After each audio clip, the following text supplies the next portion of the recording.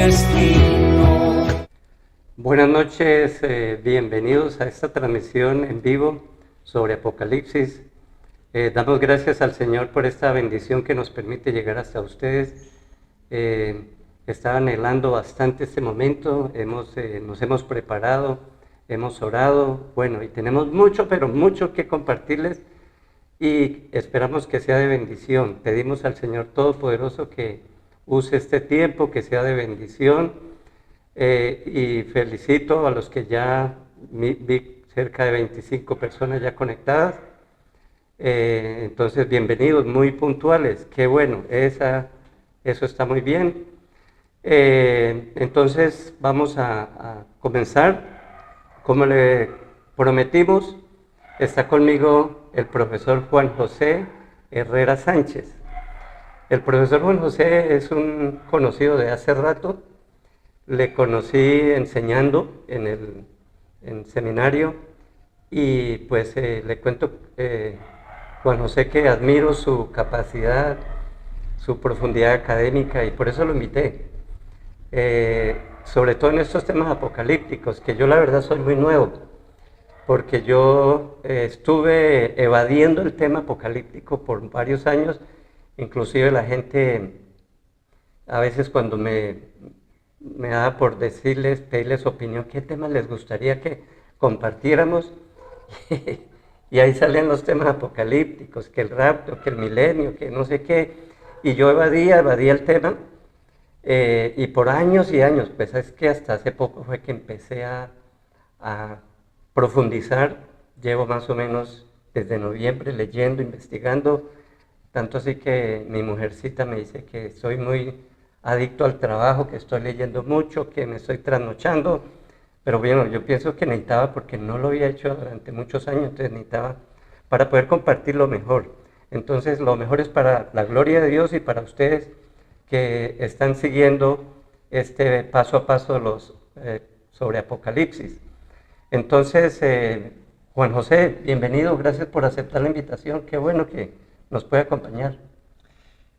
Profesor Rodrigo, muchas gracias por la invitación, el privilegio que me da de estar en esta noche, en esta transmisión en vivo para las personas que nos siguen, tanto en Colombia como en el exterior. Pues un cordial saludo, me siento muy privilegiado de poder estar con ustedes en esta noche y esperemos que con la ayuda de Dios pues sea un tiempo bonito de crecimiento, de conocimiento, de formación, así que pues tenemos muchas cosas para compartir con ustedes en esta noche. Bueno, como dijo la gallina, vamos al grano. Toca aprovechar. Sí, señor. Entonces, bueno, les hablamos de que íbamos a compartir las diferentes posturas o interpretaciones o perspectivas escatológicas. Bueno, Juan José, ¿por qué no nos explica eso de escatológico? ¿De dónde viene la palabra escatología? Porque bueno, entre nosotros pues ya entendemos y de pronto los estudiantes de teología pues ya manejan, ¿cierto? Y dicen que el que maneja las palabras de una ciencia pues maneja la ciencia. Pero habrá gente que todavía no sabe qué es escatología.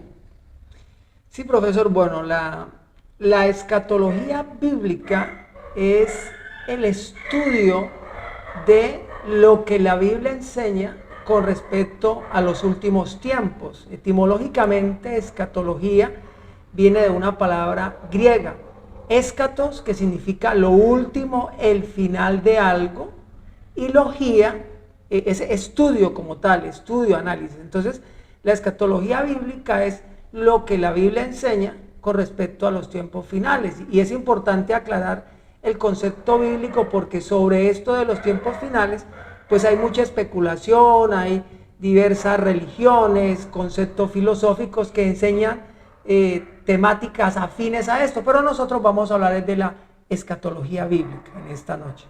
Bueno, en algún momento en los videos que hemos compartido dijimos que la escatología en la antigua Grecia, cuando terminaba una obra de teatro se bajaba el telón diciendo se acabó esto, se acabó la obra, entonces era el final. Entonces escatología tiene que ver con los eventos futuros, todos los eventos futuros, el milenio, la segunda venida de Cristo, el arrebatamiento, etcétera, etcétera. Entonces, bien interesante y felicidades por estar con nosotros. Recuerde que puede hacernos preguntas. Bueno, ahí veo muchas personas que están saludando. Por ahí vi a gente de España, de Estados Unidos y obviamente de mi querida Bucaramanga, la ciudad bonita de Colombia. Bueno, y todos ahorita bienvenidos. Bueno, parte del equipo también está con nosotros. Aquí en cámara pues estamos nosotros, pero detrás de cámara está Breiner Mauricio Blanco, es el ingeniero de sonido. Allá está, él es el encargado de que todo funcione bien. Tiene 2 celulares, 2 cámaras, tiene un teclado. Bueno, parece un pulpo allá tratando de mover todo. Breiner, Dios lo bendiga. Breiner es el encargado de que los videos que publicamos todos los días salgan bien bonitos. Yo sencillamente grabo y le mando eso y él hace maravillas, le pone fondos, le pone el texto, en fin, hace que sea todo bien bonito. Entonces Breiner está con nosotros y muchas gracias. Pero también está mi esposita, Janecita, está ahí como siempre detrás de cámara, sirviendo, ayudando, y ella nos va a estar colaborando también con los saludos y con lecturas, en fin. Janet tiene 30 años conmigo. Si aguantó 30 años conmigo, pasa la gran tribulación. Gracias, mi amor. Bueno, vamos entonces, creo que esto podemos arrancar, ¿cierto, profe? Sí, profe, efectivamente, vamos ya a desarrollar la temática en esta noche. Bueno, hay muchos temas en el cristianismo en los cuales los teólogos están de acuerdo. Por ejemplo, tenemos la autoridad de las Escrituras. Ninguno pone en cuestión las Escrituras. De todos los teólogos que vamos a hablar de las 4 perspectivas teológicas, ninguno cuestiona la autoridad de la Biblia. Todos aceptan la autoridad de la Biblia. Estamos de acuerdo también en la Trinidad, ¿cierto? Estamos de acuerdo en la divinidad de Cristo. Estamos de acuerdo en que el sacrificio de Cristo es suficiente para nuestra salvación, para nuestra redención. Estamos de acuerdo en que habrá una resurrección. Y hay otros temas en los que estamos en acuerdo. Entonces, todos los teólogos de las perspectivas que vamos a hablar, de las posturas teológicas, escatológicas, ellos creen firmemente en esto. Entonces, pero hay cosas en las cuales no estamos de acuerdo. Hay algunos temas en los que no estamos de acuerdo. Profe, ¿nos puede mencionar algunos? Sí, básicamente la escatología bíblica, ¿no? Hace un momento les comentaba que es el estudio de los tiempos finales. En eso pues hay puntos en los que estamos de acuerdo todos, pero otros en los que no hay unanimidad en cuanto a la interpretación. Entonces vamos a mencionar de la escatología, que es nuestro tema en esta noche. Los que sí estamos de acuerdo. Exactamente, vamos a mencionar aquellos puntos en los que todos los cristianos estamos de acuerdo. Uno de ellos es que la historia llegará a un punto donde Dios va a intervenir. Y necesariamente mire que la situación que vivimos actual, la maldad, el pecado, tantas cosas, muchas veces nosotros mismos nos preguntamos ¿cuándo Dios va a intervenir en medio de tanta maldad, de tanta situación? Y la Biblia claramente lo enseña y todos estamos de acuerdo de que Dios intervendrá. Y parece que la historia va cada vez peor, cada vez como que hay más maldad, como que, o sea, esto sí o sí tiene que parar. Entonces, en eso estamos muy de acuerdo de que Dios va a intervenir en la historia. Sí, efectivamente, eso es algo innegable, Dios va a intervenir. También de que habrá un tiempo de tribulación. Algunos dicen que ya estamos en la tribulación, pero bíblicamente se muestra que habrá un tiempo en que la tribulación, los sufrimientos, las persecuciones necesariamente van a aumentar. La situación cada día va a ser más compleja. Y también como tercer punto es que habrá un arrebatamiento en el cual la iglesia se encontrará con el Señor en el aire, seremos arrebatados. En esos 3 puntos, pues, todos estamos de acuerdo. Hay otros puntos más que, pues, también, profe, usted nos podría compartir. Está el regreso de Cristo. Bueno, yo quiero, en algunos videos hemos compartido la palabra griega para la segunda venida de Cristo, la manifestación. Si usted la sabe, escríbanosla ahí. Le regalaremos una oración. pero lo felicitaremos por estar pendiente. ¿Cuál es la palabra griega para la segunda venida de Cristo? Para la venida del Señor. ¿Cuál es esa palabra? Escríbala ahí. Y bueno, entonces también estamos de acuerdo que habrá una segunda venida del Señor. Eso está muy claro, lo tenemos, están en común acuerdo. También estamos de acuerdo en que va a haber un aplastamiento de Satanás y de toda la obra opositora a Cristo. Definitivamente Satanás tiene que ser frenado total y definitivamente, y en eso pues no hay discusión, estamos muy de acuerdo. También estamos de acuerdo en que habrá un juicio final, ¿sí? El juicio final donde vendrá después el estado eterno, donde habrá eternamente en el reino de los cielos, disfrutando del Señor, de sus bendiciones, pero también eternamente en el infierno.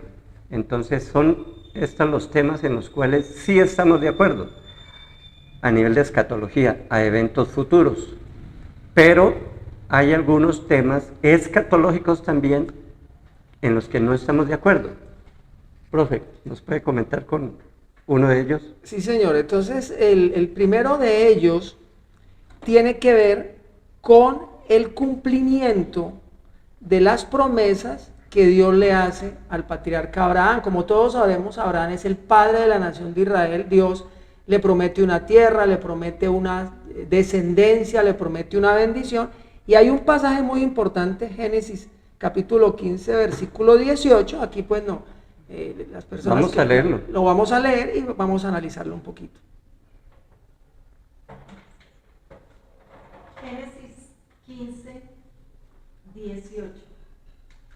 Génesis 15, 18.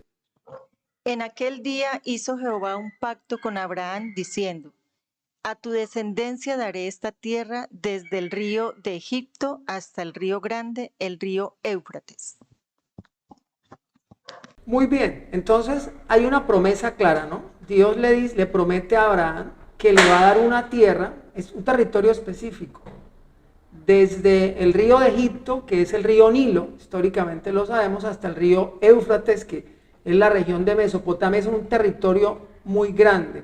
Entonces surge una discusión entre los teólogos. Algunos de ciertas posturas teológicas dicen, eso ya se cumplió, y argumentan que durante el reinado de Salomón probablemente se cumplió eso, aunque haciendo un análisis del territorio se ve que realmente nunca en el tiempo de Salomón, que fue la época de mayor esplendor, Israel alcanzó a tener dominio de ese territorio. Fue la época dorada. Fue la época de dorada, paz, de sabiduría, no hubo guerra, entonces tremendo. Entonces, digamos que parcialmente se cumplió, pero realmente no todo el territorio que acabamos de escuchar en la lectura, desde el río Nilo hasta el río Éufrates. Entonces viene la pregunta o el punto de discusión. ¿Cómo se va a cumplir esta promesa? Literalmente en la nación de Israel ellos poseerán esa tierra en esos límites que acabamos de mencionar, y si es así, ¿cuándo se va a cumplir? Es decir, surge esa duda y hay diferentes puntos de vista. Algunos dicen, en algún momento de la historia Israel tendrá control de ese territorio que le fue prometido al patriarca Abraham, pero otros dicen que probablemente el cumplimiento no se enfoca tanto en los descendientes físicos de Abraham, la nación de Israel, sino en la iglesia de Cristo, lo que algunos llaman el nuevo Israel. Entonces plantean que esas promesas que Dios le da a Abraham ya no se cumplen solamente en los judíos, sino también en toda la iglesia.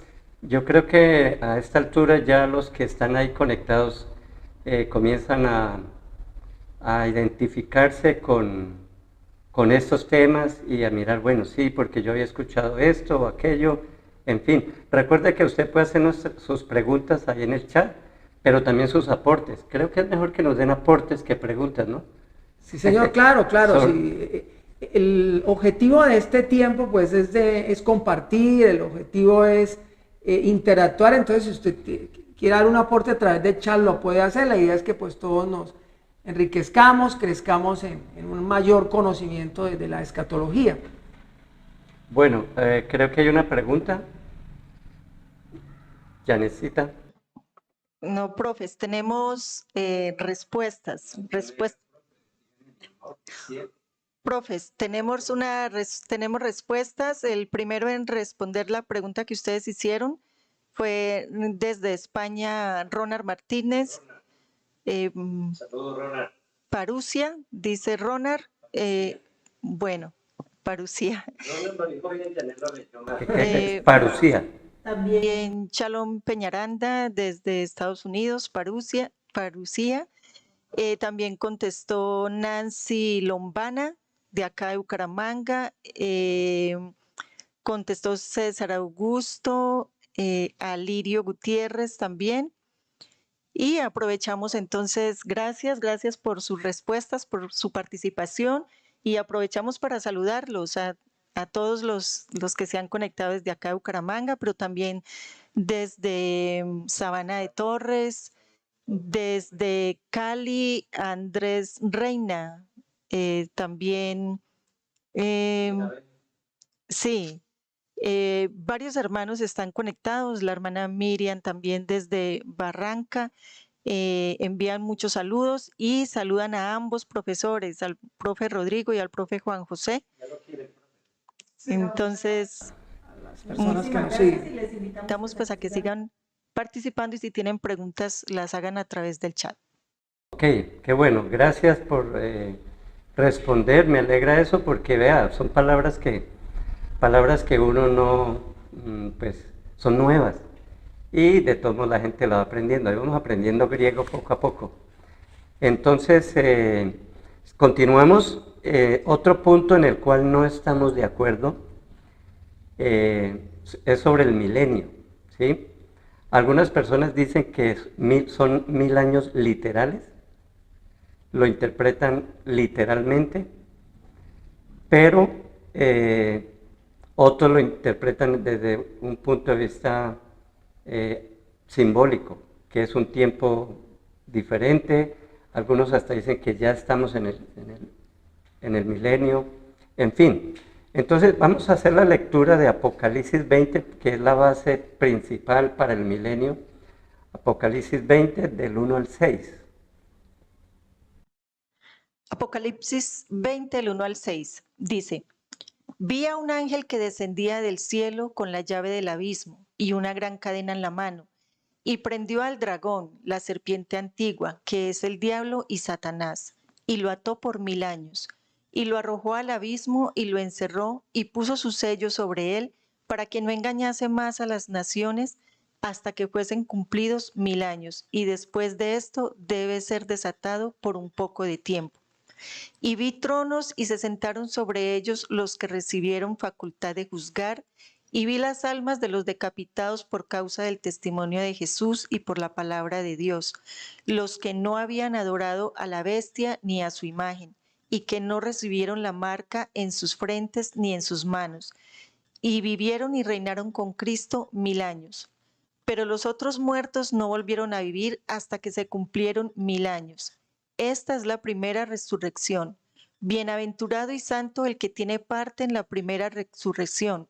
La segunda muerte no tiene potestad sobre estos, sino que serán sacerdotes de Dios y de Cristo y reinarán con él 1000 años. Muchas gracias. Esta es la base bíblica para el milenio, ¿sí? Ahí reiteran, bueno, creo que son 4 o 5 veces que se repite 1000 años, 1000 años. Entonces esa es la base escritural para esta doctrina. Pero mire que entonces no hay un acuerdo en cuanto a eso, entonces aquí ya empiezan las discrepancias. Tampoco hay acuerdo si la iglesia va a pasar por la gran tribulación o no. ¿Cuál va a ser la secuencia de los acontecimientos escatológicos o futuros? ¿Hay algo más, profe, que se nos escape respecto a este punto? Bueno, básicamente, como usted lo menciona, pues son dos puntos fundamentales, ¿no? El primero de ellos es si los 1000 años, como usted lo mencionó, son literales o son simbólicos. Ahí en eso, pues, hay diferentes puntos de vista. Lo que usted mencionaba, si la iglesia va a pasar por la tribulación o no, y la secuencia de los eventos. Aquí la clave es eso, ¿no? La palabra milenio. Entonces, a partir de ahí han surgido 4 grandes escuelas de interpretación escatológica a lo largo de la historia.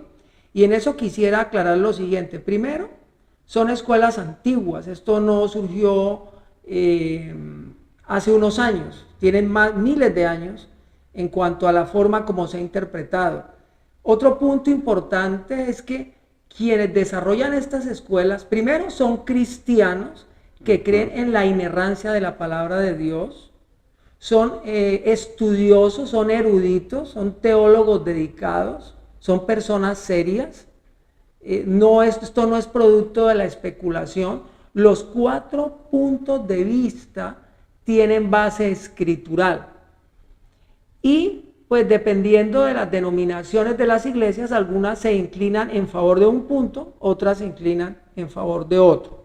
Entonces son 4 puntos que a lo largo de este tiempo, hoy tal vez algunos, en posteriores transmisiones estaremos compartiendo, estaremos analizando, y recalcar que si en un momento dado pues nosotros tal vez conocemos un punto de vista, hemos sido formados en él, pero también podemos conocer otro punto de vista, y no quiere decir que aquella persona que interpreta la escatología de manera diferente, por eso tal vez, o sea, una persona que no es temeroso de Dios, no, simplemente es una diferente punto de vista, es una interpretación diferente. Creo que necesitamos aprender a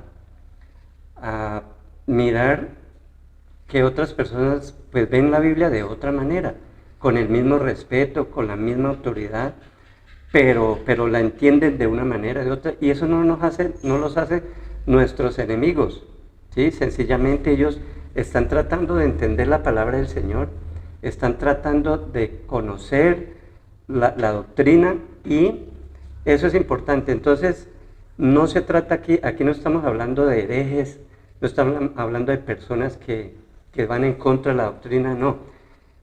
Además, estas posturas tampoco son el fundamento de la iglesia, no son el fundamento. ¿A qué nos referimos con el fundamento?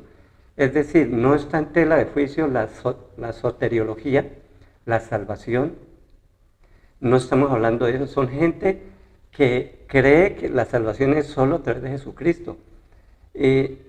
Entonces, son hermanos en Cristo, son teólogos serios que han dedicado su vida a estudiar, a profundizar, que quieren y lo entendieron de esa manera. Entonces, para que aquí tengamos en cuenta que no estamos hablando entre buenos contra malos, no, todos somos hermanos en Cristo Jesús, y el hecho de que alguien piense diferente no deja de ser hijo de Dios. Entonces, eso es importante. Creo que tenemos una pregunta.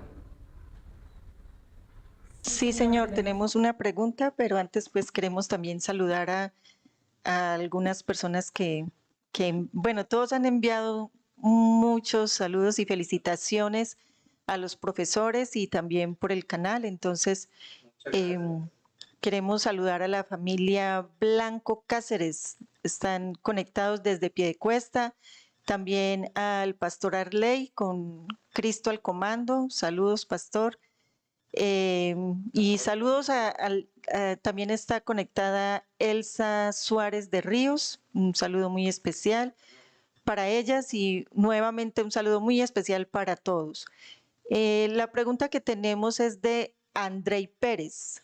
Él dice, profes, ¿qué nos pueden decir? ¿Quiénes pueden ser los 144,000 sellados que nos habla el Apocalipsis? ¿Serán alguna tribu específica? Profe, ¿usted la quiere contestar? Sí, sí. Aunque no hemos entrado en eso. Sí, la verdad no hemos entrado en materia ya, en el contenido del Apocalipsis. Tradicionalmente, ¿cómo se ha interpretado? Bueno, el texto bíblico dice que son 144,000 sellados de las 12 tribus de Israel, es decir, eso es importante, 12, de las 12 tribus de Israel. Entonces son 12,000 sellados por cada una de las tribus, 12,000 por 12 pues nos da 144,000. El texto bíblico dice eso, que fueron tomados 144,000 israelitas y fueron sellados, les fue colocado un sello de parte de Dios. Ahora, vienen, digamos, interpretaciones, cuál es el propósito de que ellos fuesen sellados. Entonces, Desde una perspectiva premilenial, que la estaremos estudiando más adelante, se dice que el propósito es que ellos prediquen el evangelio después del arrebatamiento de la iglesia y tienen este sello de parte de Dios para ser protegidos de los ataques del anticristo, del falso profeta. Entonces su propósito básicamente es evangelístico, pero aclaro, es una interpretación siguiendo en este caso la corriente dispensacional. Ok, muchas gracias, gracias por las preguntas. Es muy importante que las hagan. De pronto no todas se las vamos a responder, pero las tendremos en cuenta para otro momento, porque no hemos entrado en materia. Exactamente, Todavía. sí. Esto hasta ahora está empezando, así es de que pónganse cómodos y continuamos. Bueno, entonces, respecto a la venida del Señor, hay 4 posiciones, perspectivas teológicas, las mencionamos y luego usted comienza con la Sí, primera. señor. Tenemos el premilenarismo dispensacionalista, tenemos el premilenarismo histórico clásico, tenemos el amilenialismo y el postmilenialismo. Son las 4 posturas teológicas y esperamos hoy al menos si nos dejan, bueno, yo creo que sí, no tenemos tanto afán porque queremos es que esto sea bien claro. Por eso estamos pidiendo que pregunten, que aporten, porque el conocimiento se construye. Nadie sabe todo y nadie ignora todo. Entonces vamos a comenzar con la primera, premilenialismo dispensacionalista. Entonces, profe, comencemos.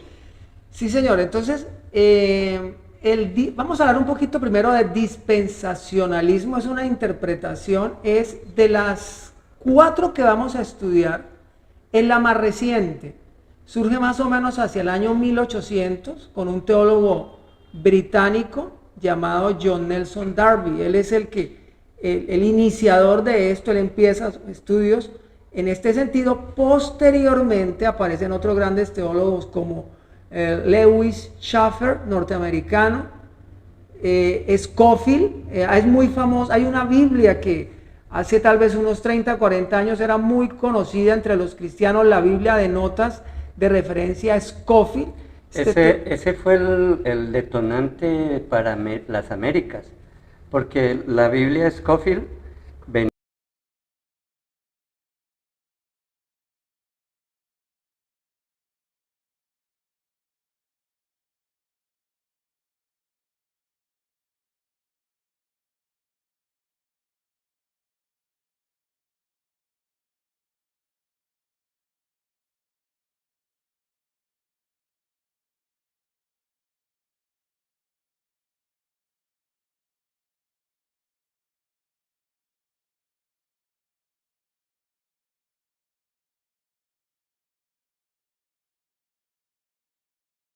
Señor.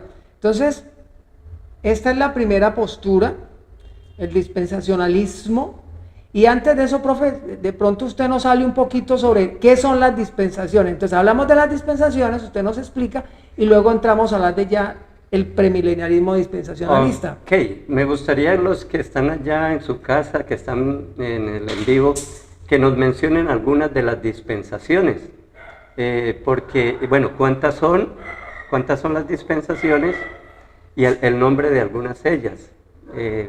Porque, como les decíamos, esta es la postura más común, la que llegó acá. Los misioneros que nos trajeron el Evangelio, pues traían esa forma de leer Apocalipsis y los eventos futuros, y entonces pues eso fue lo que nos enseñaron.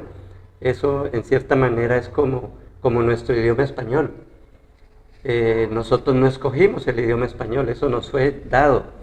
Entonces también llegó el Evangelio, pero también con él la manera de interpretar o de ver la escatología, los eventos futuros. Entonces, bueno, no sé si ya contestó alguno. Si no, pues seguimos. Luz Amanda Fajardo contesta, son 7. Son 7, bueno. Excelente. También profesora del seminario. También es una profesora del seminario, pues. Excelente. Muy bien.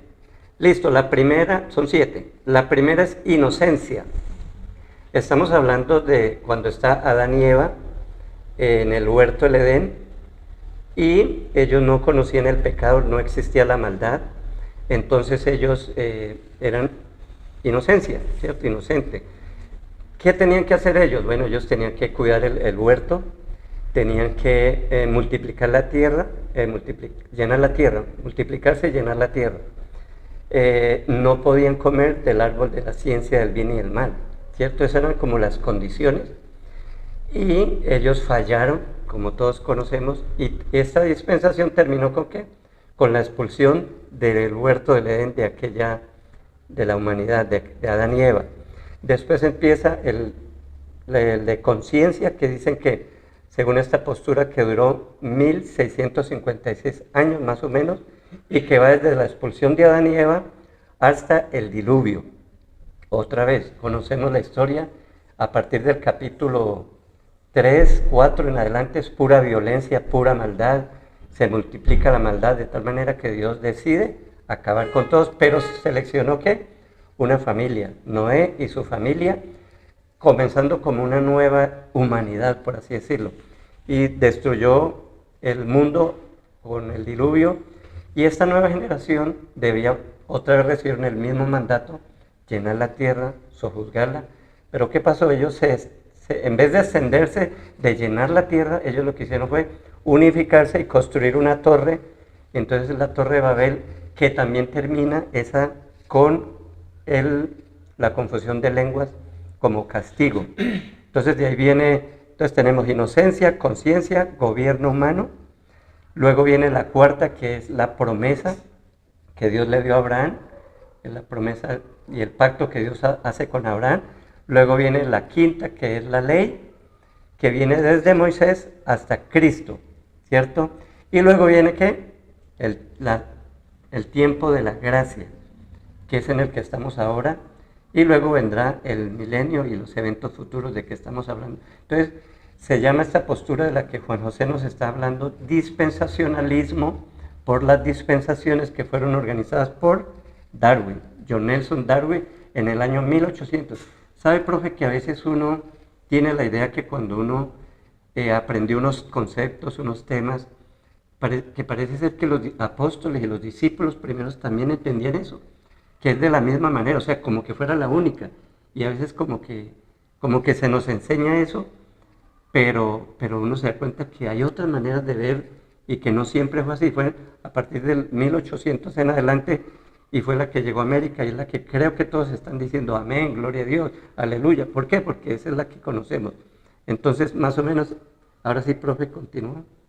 Sí, efectivamente. Entonces, mire que hablamos de las 7 dispensaciones. Algo que sí, aclara el profesor y es muy cierto, es que esta es la más conocida.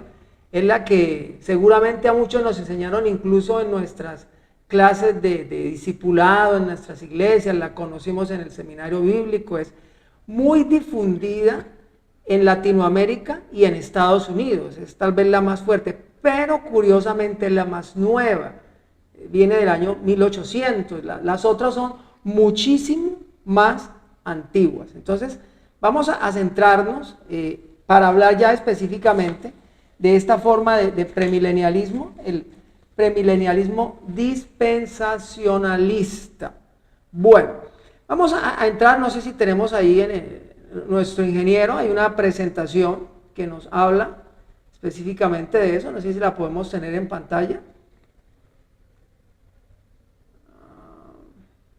Bueno, voy entonces a mencionarla acá. Esta posición escatológica, vamos a aclarar eso, plantea que las promesas que Dios le hizo a Abraham fueron hechas para él y su descendencia física. Entonces, el primer planteamiento de este premilenialismo dispensacionalista es que todas las promesas que Dios le hace a Abraham son exclusivamente para su descendencia física, lo que actualmente es la nación de Israel. Y esas promesas que no se han cumplido, porque cuando usted, por ejemplo, estudia el libro de Isaías, a mí me encanta el libro de Isaías, lo he estudiado varias veces, unas promesas maravillosas también, usted las encuentra en Jeremías, en otros libros de los profetas, observa que algunas de esas promesas todavía no se han cumplido. Nos habla de un periodo de paz, nos habla de una época en que un niño jugará con una serpiente, un lobo y un cordero estarán juntos. Imagínense la presa y el depredador El juntos. depredador.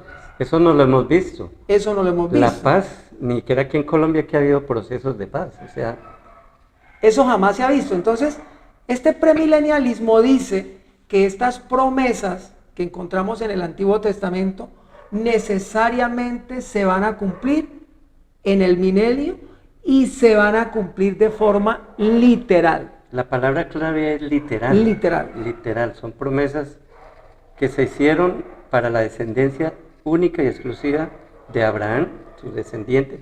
Se le hizo a Abraham, se le reiteró a Isaac y se le reiteró, valga la redundancia, a Jacob, o sea, su descendencia, y que no se han cumplido. Entonces tiene que haber un espacio aquí en la tierra donde se deben cumplir. Exactamente. Entonces, ¿cuándo se van a cumplir? En el milenio. Eso es lo que plantea esta posición. Otras posturas que analizaremos posteriormente dicen que esas promesas no se van a cumplir necesariamente en la nación de Israel, sino en la iglesia, en el cuerpo de Cristo. Pero este premilenialismo dice que se tienen que cumplir en la nación de Israel y en un tiempo específico que será el milenio. Profe, pensando un poquito mirando la historia del pueblo de Dios, uno dice, pues falta muchísimo, porque es que en el año 70 el templo fue destruido y el pueblo de Israel fue acabado, como nación se acabó, fueron esparcidos por todas las naciones y conocemos la historia de Hitler y Europa, cómo los perseguía hasta en el año 1948, cuando las Naciones Unidas declaran a Israel como nación independiente, y ahí están luchando las peleas por la Franja de Gaza, es buscando su territorio. Entonces si Dios le hizo una promesa y eso es literal, entonces tiene que haber un momento, porque ya ha pasado 2000 años y hasta ahora están luchando por solo recuperar algunos de territorio que tenían. Entonces cuando uno estudia estas posturas, dice, hombre, eso tiene como sentido, ¿no? Tiene como sentido, porque si es literal y no se ha cumplido, pues tiene que haber porque el Dios lo que promete, pues lo cumple. Exactamente. Entonces se plantea esto, que se tiene que cumplir de manera literal. Usted mencionaba lo de el restablecimiento de la nación de Israel. Esto se da el 14 de mayo de 1948, recién en el 2018 se conmemoraron 70 años del restablecimiento de la nación de Israel. Y de hecho, aunque en Israel ya hay una gran población judía de personas que regresaron a la nación, todavía muchos están dispersos por las naciones. Mire que curiosamente algunos creen que el mayor porcentaje de judíos actualmente vive en Israel, y no es así, es en Estados Unidos. Estados Unidos tiene la mayor población de judíos en el mundo. Naciones de América Latina como Argentina, como Brasil, como Chile, como Uruguay, las del cono sur del continente, también tienen una altísima población de judíos. En Colombia tenemos. Y en Colombia también. Entonces, de acuerdo con todas estas promesas, lo que se espera es que en algún momento toda esta población de judíos regrese a su nación, se establezca nuevamente en el territorio de Israel. Aquí estamos básicamente, lo que está en el fondo es si las promesas son literales, entonces el cumplimiento debe ser literal. Y aquí en la tierra, y como no se ha dado, pues Dios cumple su promesa, en algún momento se debe cumplir. Esa es como en la justificación de esta postura. De esta postura, exactamente. Entonces se tiene que cumplir de manera literal, y todos los textos del Antiguo Testamento y los textos del libro de Apocalipsis, porque básicamente la escatología bíblica se basa casi que en algunos libros de la Biblia, el Apocalipsis fundamentalmente, el libro de Daniel, allá hay una profecía de Daniel capítulo 9, versículo 27, que es la profecía de las 70 semanas de años. También hay algunos textos de refuerzo en Isaías, en Ezequiel, en Zacarías. Todos estos textos, junto con el Apocalipsis, se interpretan literalmente. Así surge esta postura del premilenialismo dispensacional. Esa es la clave, ¿no? La literalidad en la interpretación de los textos bíblicos. Vamos entonces a empezar a hablar de la secuencia de eventos. Ya vamos a entrar en los eventos. Y yo sé que esto a muchos de los que nos siguen le va a resultar familiar. Usted ya esto lo ha visto, lo ha escuchado. Se lo sabe de memoria. Y quisiera de pronto hacerle una pregunta si alguien recuerda, pues tengo el privilegio que algunos de mis estudiantes del seminario bíblico están aquí en la transmisión y de pronto estudiamos esto en algún momento. Si recuerdan, ¿cuál es el primer gran evento que se espera para la iglesia? Si alguien lo puede mencionar ahí, si lo recuerda. Bueno, usted ha estado enseñando en varios institutos, varios seminarios, ¿no? ¿Reconoció alguno de los de qué seminario? Sí, del seminario cuadrangular, por ejemplo, vi a Chalón Peñaranda, ya está en Estados Unidos. Es su alumna. Fue alumna del seminario. Hija. Y es la hija del pastor, nuestro profesor. Un abrazo para mi hija. Ella, pues, sí, estudió con nosotros. Algunos ahí que vi, también la familia Blanco, Blanco Cáceres, ¿no? Que está en el municipio de Piedecuesta. Héctor. Ellos también estudiaron conmigo, Mauricio y Ana también estuvieron en el seminario, por ahí los vi que nos seguían. Entonces no sé si alguno de los que, y no solamente los que han estudiado en seminario, de pronto en algún otro lugar, si recuerda, ¿cuál es el primer gran evento que esperamos de acuerdo al premilenialismo? Si alguien lo recuerda.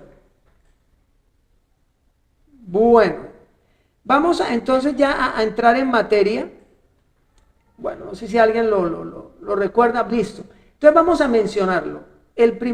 Teníamos un cuadrito de eventos escatológicos, no sé si nuestro ingeniero nos lo puede proyectar. Los gráficos ayudan mucho. Los gráficos. Exacto, bueno, ahí está, bueno. Entonces, miren, en este gráfico estamos en la época de la iglesia, ¿no? Sería la dispensación la séptima, ¿cierto? Estamos en el tiempo de la gracia. No sabemos cuánto va a durar. ¿Es un tiempo indefinido? Hay respuesta. Nos informan acá. A ver. Profe Juan José, contesta Paula Salcedo. Dice, el evento a seguir creo que es el rapto. Muy bien, gracias a Paula que nos sigue, muchas gracias, excelente, es el rapto de la iglesia. Entonces, vamos a mirar ahí el cuadrito que es bastante didáctico. Estamos en la época de la iglesia, la época de la gracia, no sabemos cuánto tiempo va a durar. Mire que sobre esto se ha hecho, profesor, cualquier cantidad de especulaciones, claro, de personas que tratan ya Paula nos lo mencionó, el rapto de la iglesia, y dicen, hay personas que han hecho cálculos de años, con esto de los 70 años del restablecimiento de la nación de Israel, algunos decían que era una generación y como habían transcurrido 70 años, bueno, hacían una cantidad de especulaciones al respecto, pero en eso el Señor Jesucristo fue muy claro, el día ni la hora nadie lo sabe. Entonces, cualquiera que se atreva a dar fecha está equivocado. En estos días leían, precisamente por las redes sociales surgen muchas cosas apocalípticas y bueno, muy sensacionalista, muy amarillista, porque la verdad dice, oiga, con fechas, con preguntas y lo curioso es que tienen muchos seguidores. Dios mío, eso es bastante, pero bueno, eso no siempre es así. Por eso es importante este espacio, porque nosotros no podemos dejarnos engañar, como dijo Jesús. Debemos conocer la doctrina y no dejarnos mover de esto. Exactamente. Entonces, el día ni la hora, lo hemos dicho, nadie lo sabe. Estamos en la época de la iglesia. Sí, el Señor siempre hizo énfasis en que debemos estar preparados. Ajá. Recordemos la parábola de las vírgenes insensatas, las vírgenes prudentes, las que estaban preparadas. El mensaje es eso, siempre estar preparado. Y el primer evento, efectivamente, como lo mencionó Paula, es el rapto de la iglesia. Es el primer evento que se espera. Vuelvo y lo repito, de acuerdo, pues, desde esta perspectiva dispensacionalista. Entonces vamos a mirar un poquito qué es el rapto de la iglesia. Entonces, Aquí hay un pasaje, vamos a leerlo primero a los Corintios 15, 51 al 54. Corintios 15, 51 al 54. He aquí os digo un misterio, no todos dormiremos, pero todos seremos transformados, en un momento, en un abrir y cerrar de ojos, a la final trompeta, porque se tocará la trompeta y los muertos serán resucitados incorruptibles, y nosotros seremos transformados, porque es necesario que esto corruptible se vista de incorrupción y esto mortal se vista de inmortalidad. Y cuando esto corruptible se haya vestido de incorrupción y esto mortal se haya vestido de inmortalidad, entonces se cumplirá la palabra que está escrita: sorbida es la muerte en victoria.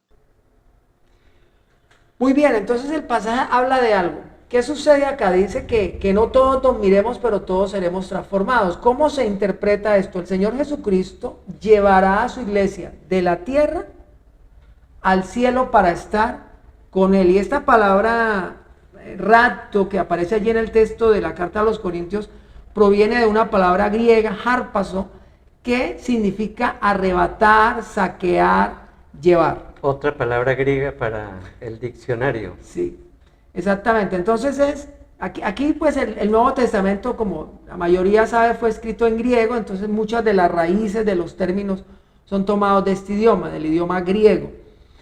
¿Qué significa? Que el Señor Jesucristo va a llevar a su iglesia. Se dice que, de acuerdo al texto, los muertos en Cristo van a resucitar con cuerpos incorruptibles, y los que estén vivos o estemos vivos en ese momento seremos transformados y seremos llevados junto con el Señor Jesucristo al cielo en cuerpos glorificados, es decir, cuerpos que ya no van a estar sometidos a esta naturaleza humana en la que estamos. Nuestros cuerpos se envejecen, se enferman, se debilitan, no, serán cuerpos totalmente transformados. Gloriosos, cuerpos glorificados, dicen algunos, semejante al que tuvo el Señor Jesucristo después de su resurrección, pero aclarando que nunca seremos como Él, en el sentido de que Él es Dios y nosotros seguiremos siendo criaturas, creación, pero con cuerpos glorificados.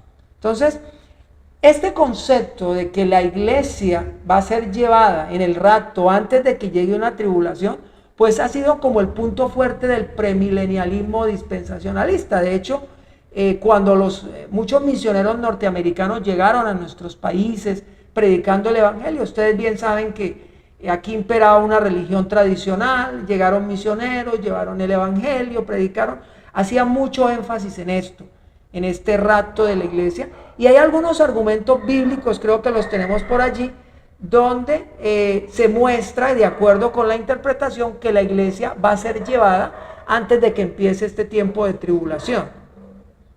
No sé si los tenemos acá, nuestro ingeniero nos los puede colocar, algunos textos bíblicos que muestran que la iglesia no pasará por el tiempo de la tribulación. Estamos hablando de Tesalonicenses. Sí, de 1 Tesalonicenses 1, 9 al 10.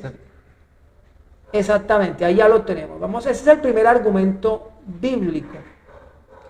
Dice, porque ellos mismos cuentan de nosotros la manera en que nos recibiste y cómo os convertiste de los ídolos a Dios para servir al Dios vivo y verdadero, y esperar de los cielos a su Hijo, al cual resucitó de los muertos, a Jesús, quien nos libra de la ira venidera. Nos libra de la ira venidera. Ese es el primero. Y el tal vez el más clásico es Apocalipsis 3:10. No sé si lo tenemos allí. Apocalipsis 3:10 dice: por cuanto has guardado la palabra de mi paciencia, yo también te guardaré de la hora de prueba que ha de venir sobre el mundo entero para probar a los que moran sobre la tierra. Miren que el texto dice: te guardaré de la hora de prueba. Entonces, estos dos textos han sido tradicionalmente los argumentos que plantean los teólogos dispensacionalistas para decir que la iglesia será arrebatada, será llevada de la tierra al cielo antes de que empiece el tiempo de la tribulación. O sea que no va a pasar, la iglesia no va a pasar por la gran tribulación. Exactamente, ese es el punto clave y es tal vez lo más representativo del premilenialismo dispensacionalista, porque cuando estudiemos posteriormente los otros 3 puntos de vista, profe, esos 3 puntos de vista sí aseguran que la iglesia va a pasar por la tribulación. Como decíamos, todos creen, los 4 puntos hablan de una tribulación. Solo este punto, el premilenialismo dispensacionalista, dice que la iglesia no pasará por la tribulación. Entonces, ese es el primer evento, la tribulación. Bueno, el segundo evento ya, entonces la iglesia es arrebatada. ¿Qué pasa en el cielo? Viene lo que es el tribunal de Cristo. Tenemos 2 Corintios 5:10. Amorcito, ¿lo puede leer? 2 Corintios 5:10. Dice, porque es necesario que todos nosotros comparezcamos ante el tribunal de Cristo, para que cada uno reciba según lo que haya hecho mientras estaba en el cuerpo, sea bueno o sea malo. Gracias. Estamos hablando del tribunal de Cristo. Entonces, mientras que aquí en la tierra hay la gran tribulación, la iglesia estará con el Señor y se dará lo que es el tribunal de Cristo, que entre otras cosas, según la perspectiva dispensacionalista, no es para juicio, sino que es para recompensa, para ver qué hizo el cristiano en su vida, su santidad, su amor al Señor, su amor al prójimo, será recompensado. Entonces, eso estará sucediendo en el cielo. Recuerden que aquí en la tierra hay tribulación. Yo no sé si ustedes han visto esa serie de Strange Things, extrañas cosas, que es un mundo paralelo. Básicamente eso es lo que ellos se muestra. Mientras que en el cielo están sucediendo algunos eventos, aquí en la tierra también tribulación, los 7 sellos, todo lo que habla Apocalipsis capítulo 6 hasta el capítulo 19. Ese es el otro evento. También va a suceder las bodas del Cordero, ahí en Apocalipsis 19, versículos 7 al 9. Las bodas del Cordero, 19 y al 9. Apocalipsis 19. Desde el versículo 7 al versículo 9.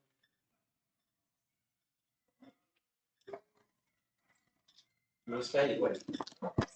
Dice: Gocémonos y alegrémonos y démosle gloria. Y démosle gloria, porque han llegado las bodas del Cordero, y su esposa se ha preparado. Y a ella se le ha concedido que se vista de lino fino, limpio y resplandeciente, porque el lino fino es las acciones justas de los santos. Okay. Entonces, las bodas del Cordero, qué hermoso, qué bendición, que va a haber durante ese tiempo, y qué contraste, ¿no, profesor? Que mientras que aquí hay tribulación, angustia, lamento, la iglesia va a estar en las bodas del Cordero. Hay otro evento también que ocurre, que es la resurrección de los mártires. El capítulo 20 de Apocalipsis, Apocalipsis 20, versículo 4. Y vi tronos y se sentaron sobre ellos los que recibieron facultad de juzgar. Y vi las almas de los decapitados por causa del testimonio de Jesús y por la palabra de Dios, los que no habían adorado a la bestia ni a su imagen, y que no recibieron la marca en sus frentes ni en sus manos, y vivieron y reinaron con Cristo 1000 años. Okay. Entonces, la resurrección de los mártires. Profesor, según esta postura, estamos hablando de ¿cuántas resurrecciones?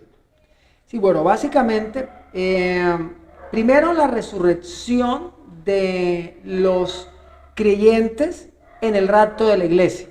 Esa es una resurrección. Los creyentes, en Cristo resucitarán primero. Primero, esa es la primera resurrección. Se cree que hay una segunda resurrección al final de la tribulación, de lo cual ahorita vamos a hablar un poquito de la tribulación, de aquellas personas que no recibieron la marca de la bestia. Estos son los que han sido, se les llama los santos de la tribulación.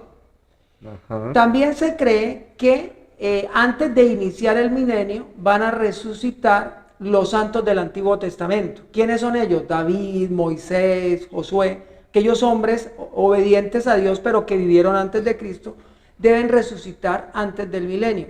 Y hay una cuarta resurrección al final del milenio, que es la de aquellas personas que no aceptaron a Cristo, aquellas personas malvadas, los impíos, muy bien, que resucitan para un juicio de condenación, que se conoce como el juicio ante el gran trono blanco. O sea, son 4 resurrecciones. En esta perspectiva, ¿no? En esta perspectiva premilenial, porque en otra solamente se habla solo de 2 resurrecciones. Ajá. Una para salvación y otra para condenación. Entonces, recapitulando lo que mencionaba el profe Rodrigo, en el cielo pues tenemos después del rapto, tribunal de Cristo. Es un tiempo de evaluación, más no de condenación para la iglesia.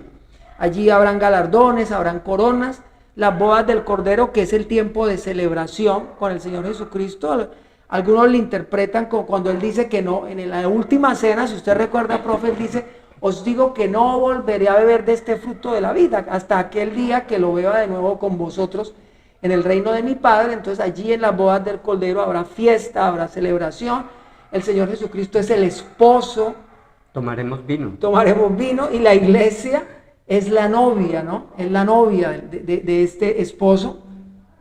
Eso en el cielo. En la tierra, entonces, como usted decía, como aquella serie de aquella plataforma, una cosa pasa en el cielo, otra cosa pasa en la tierra. En la tierra tenemos los 7 años de tribulación. Aquí nos indican que hay una pregunta. Sí, señor. Milena Salamanca pregunta que si hay en este tiempo y en este tiempo antes del tribunal de Cristo, ¿serán las bodas del Cordero? Probablemente no. Lo que se ha interpretado es que primero es el tribunal de Cristo, primero es rendir cuentas, ¿no? Vamos a ser evaluados, como mencionaba el profe, en muchos aspectos. Algunos dicen que seremos evaluados en 3 áreas específicas. Primero, nuestra disposición hacia Dios, nuestro servicio en la obra, y lo equiparan con, si recuerdan la parábola de los talentos, donde seremos llamados a cuentas. Aquellas personas que reciben talentos, seremos evaluados cómo utilizamos esos talentos que Dios nos dio.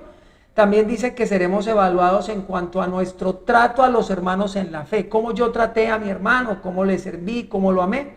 Y después de esa evaluación, en la que recibiremos coronas o galardones, es la esperanza que tenemos los creyentes. Después de la evaluación de rendir cuentas, viene la fiesta, viene las bodas del Cordero. Claro. Ese es el orden de eventos que sí le ha dado, y eso ocurre simultáneamente a los 7 años de tribulación que están aconteciendo aquí en la tierra. Ajá. Es bueno aclarar que esta es una postura. Estamos hablando del dispensacionalismo, ¿cierto? Porque, bueno, ya creo, profe, que hoy no podemos ver sino solo esta, por el tiempo. Exactamente. Entonces, pero es importante tener claro que esta es una perspectiva, la primera y la única que vamos a hablar por razones del tiempo, pero el próximo viernes seguiremos entonces con eso.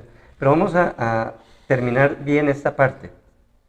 Ok, entonces en el cielo ya mencionamos tribunal de Cristo, bodas del Cordero. En la tierra 7 años de tribulación. Esto pues no lo vamos a leer por el tiempo, está desde Apocalipsis capítulo 6, 1 hasta capítulo 19, versículo 6. Allí en este tiempo de tribulación, según se menciona en el libro, habrán 3 series de juicios. Los 7 sellos, las 7 trompetas y las 7 copas de la ira de Dios. Este tiempo de 7 años, tomando como referencia Daniel 9:27, se divide en 2 etapas de 3 años y medio. En los 3 primeros años y medio, algunos dicen o interpretan que el anticristo hará un pacto con la nación de Israel, en los 3 primeros años y medio. Y a la mitad de los 3 años y medio, rompe este pacto con la nación de Israel y se inicia una persecución terrible en contra de aquellos que no acepten la marca de la bestia. Entonces, los últimos 3 años y medio son tal vez los más terribles, los más dolorosos, y se cree que en esos 3 años y medio, en los últimos, es cuando se derraman las copas de la ira de Dios. Entonces, mientras la iglesia está en celebración, aquí en la tierra están sucediendo unos acontecimientos terribles. El anticristo el falso profeta, Terribles. desatan una persecución terrible. Algunos dicen que muchas de estas personas, algunos no aceptarán la marca, morirán por causa de Cristo, y estos son los santos de la tribulación, los que luego al final de la tribulación van a resucitar. Son los mártires. Son los mártires de la tribulación.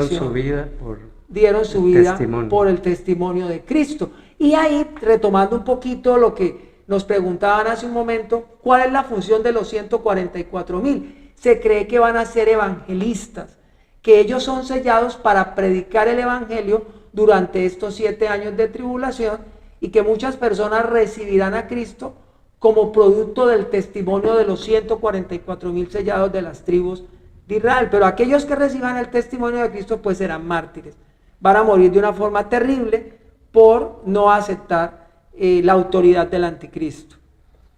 Bueno, creo que estamos terminando. Sí, señor. Entonces tenemos al final la resurrección de los mártires de la tribulación. Se habla también de una batalla, la batalla de Armagedón, en la cual el anticristo intentará destruir a la nación de Israel porque no acepta su autoridad, y en ese momento es cuando se va a producir la segunda venida de Cristo, y tenemos un texto sobre eso. Pero antes hay una pregunta. Pregunta.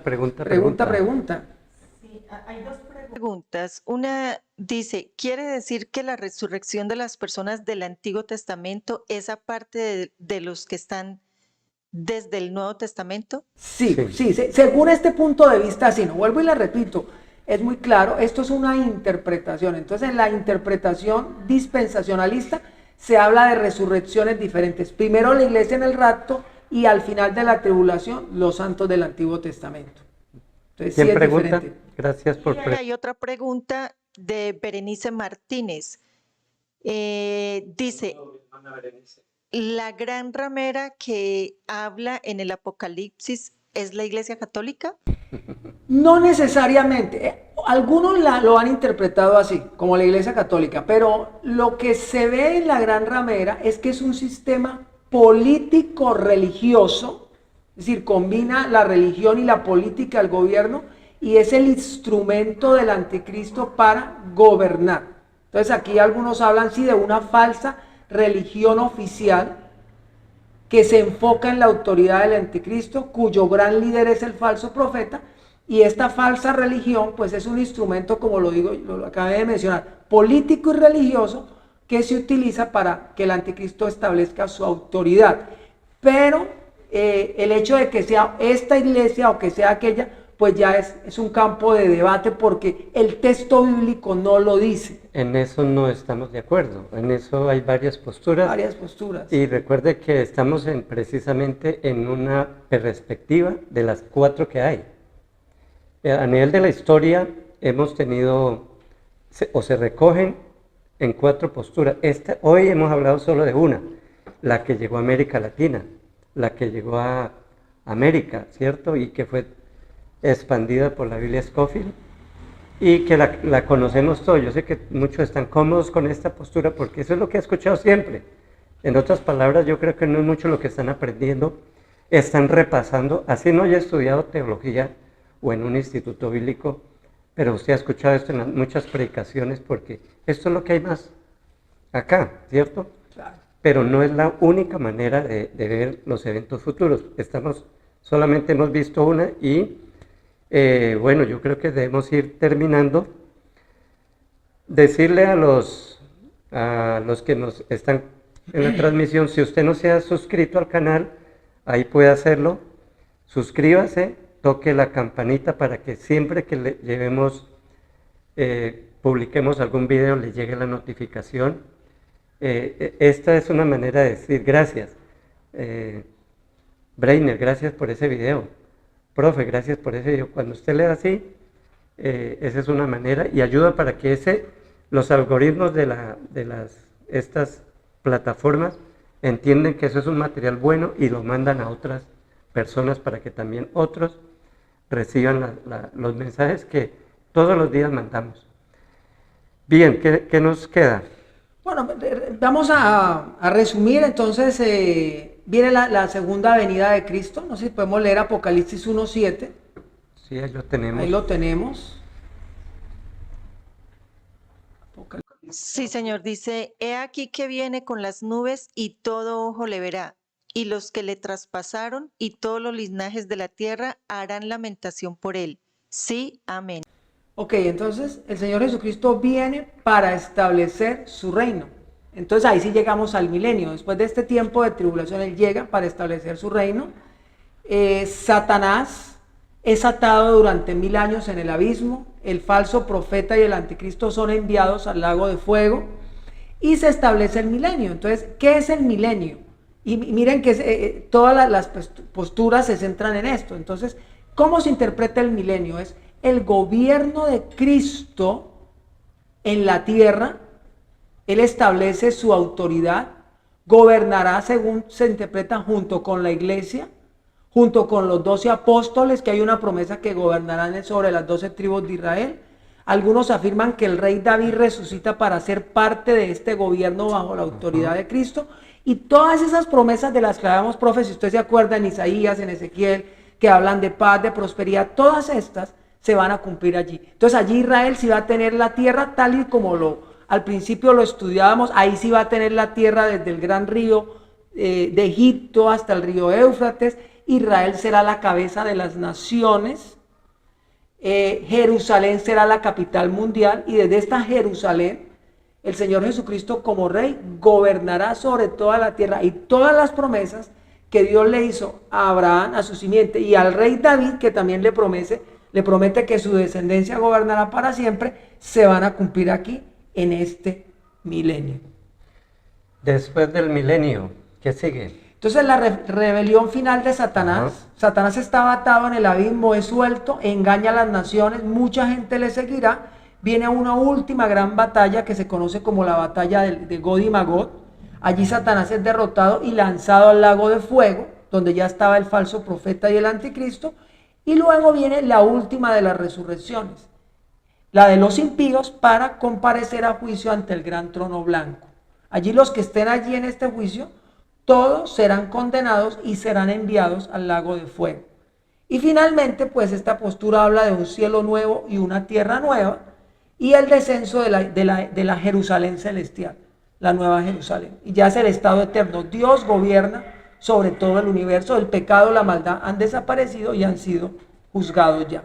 Ya hubo juicio, eternidad en el infierno y eternidad en el cielo con Cristo. Qué bueno estar en Cristo Jesús. Bien, hemos terminado. No sé si hay, les animamos a que hagan sus preguntas. El próximo viernes entonces seguimos, profe. Sí, señor. Contamos con usted. Claro que sí, con la ayuda de Dios, aquí estaremos. Entonces el próximo viernes, con la ayuda de Dios, seguiremos en las 4 respectivas posturas escatológicas. Hoy solo hemos visto la primera, que es de pronto la más extensa, ¿sí? Pero no es la única. Ya en las próximas 3 usted ya no se va a sentir tan cómodo. Ya va a decir, pero ¿cómo así? Porque es diferente a lo que hemos recibido, diferente a lo que ya sabemos. Pero volvemos a decir que ellos no son herejes, que los hermanos que piensan diferente también aman al Señor, están esperando la segunda venida y simplemente que miran las cosas desde otro punto de vista. En la próxima, ¿no? Sí, señora, ya. Porque esto hasta ahora comienza. Hasta ahora comienza. Porque esta es una de otras, de 4. Entonces, le esperamos el próximo viernes en directo a la misma hora. Invite a otros creyentes. Estos temas no son para gente inconversa, me parece a mí. No, sí, no. Porque la gente inconversa no entiende muchas cosas, entonces se puede confundir más. Pero personas que ya tienen un tiempo en el Evangelio ya van a entender más estas cosas. Y sobre todo los que están estudiando la Biblia, pues les va a ayudar mucho más.